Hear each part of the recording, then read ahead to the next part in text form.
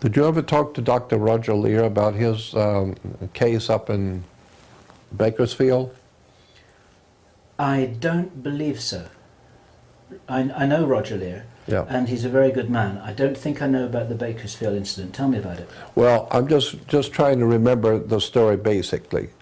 If he were here, he would give you the real dope on it. But I'm just remembering the basic story is that there was a guy up in Bakersfield who is a fire investigator. He's a fireman investigator for the fire department.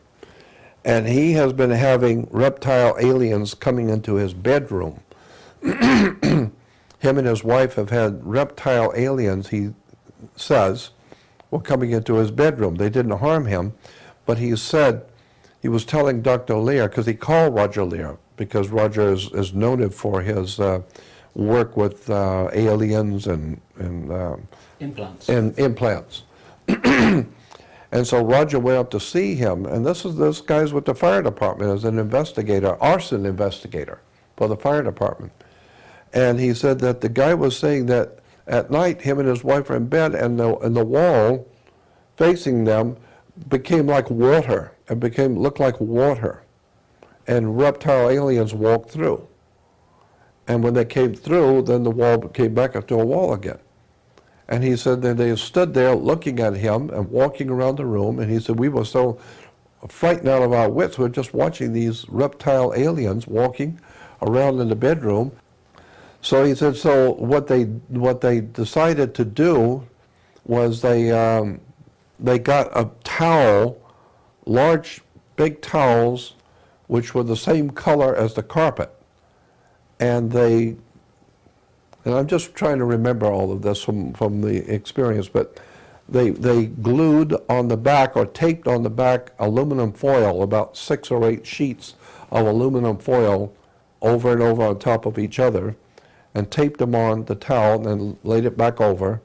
So the idea was is that anything coming through that wall will not see the towel because it's the same color as the floor, and will walk, and the impression will be on the aluminum foil to prove that there was something in that room. And he said, and sure enough, these things come back. On a few days later, they came back and walked through and walked around and looked at him and her in the bed, and then walked back over and walked back through the wall again. And he said, I've got them. They stepped on the carpet, on the towel.